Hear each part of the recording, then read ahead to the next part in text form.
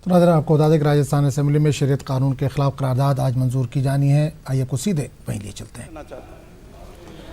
माननीय सभापति महोदय, अभी भारतीय जनता पार्टी के प्रदेश अध्यक्ष जब सदन में विचार रख रहे थे तो ये समझ में नहीं आ रहा था कि वो सीएए के समर्थन में बोल रहे हैं या सीएए के खिलाफ बोल रहे हैं। उन्होंने कहा वसुधैव कुटुंबकम और हम सबको शरण देने वाले लोग हैं। तो मैं ये जानना चाहता हूं कि जब आप देशों के नामों का चयन कर रहे थे तब ये वसुधैव कुटुंबकम की भावना कहां गई थी? जब आप धर्मों के नाम पर चयन कर रहे थे तब ये वसुधैव कुटुंबकम की भावना कहां गई थी?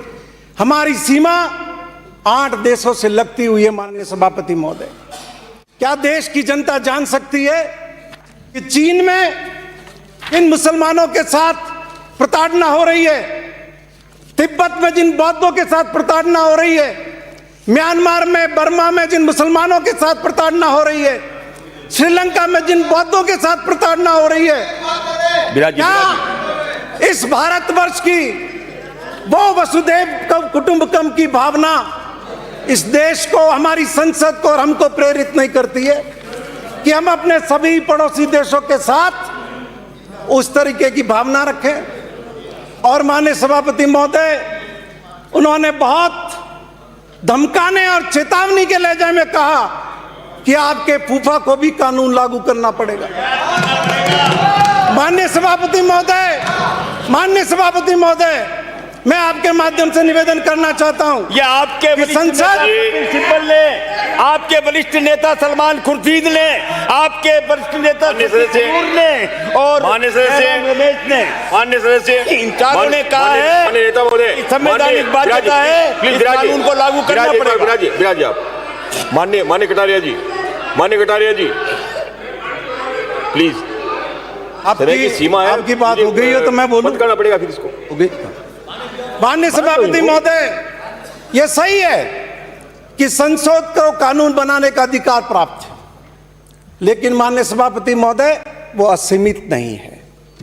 संविधान में जिस समानता का अधिकार दिया गया है, जिस अभिव्यक्ति की स्वतंत्रता का अधिकार दिया गया है, उससे परे जाकर के आप कोई कानून नहीं बना सकते। और आप कानून बनाते हैं तो देश में स्वतंत्र न्यायपालिका भी मौजूद है जो इस बात का निश्चय करेगी कि आपका कानून उस संविधान में जो अधिकार देश की जनता को दिए हुए हैं, सामान्य गैर नागरिक को भी दिए हुए हैं, आप समानता के अधिकार का वो प्रावधान जाकर के अनुच्छेद देखने की चेष्टा करें।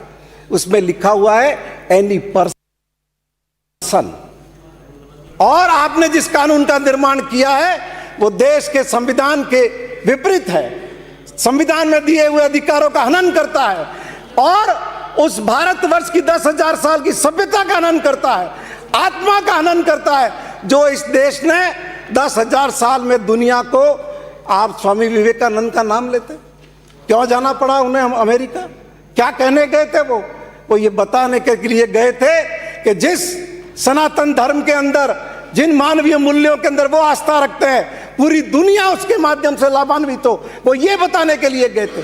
ये करने के लिए नहीं गए थे कि आप एक धर्म के लोगों का इस तरीके से अनादर करें, दूसरे देश के लोगों का इस तरीके से अनादर करें।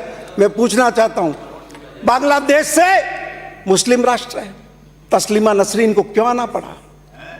क्या वहां का जो पीड़ित मुसलमान है उसको आने का अधिकार नहीं है?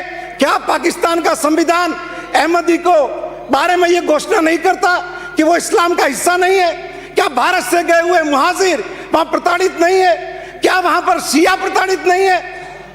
इस देश का संविधान हमें इस बात की इजाजत नहीं देता है। और आपने जो कानून बनाया है, देश के लोग समझ रहे हैं ये कानून आप किस लिए लाए।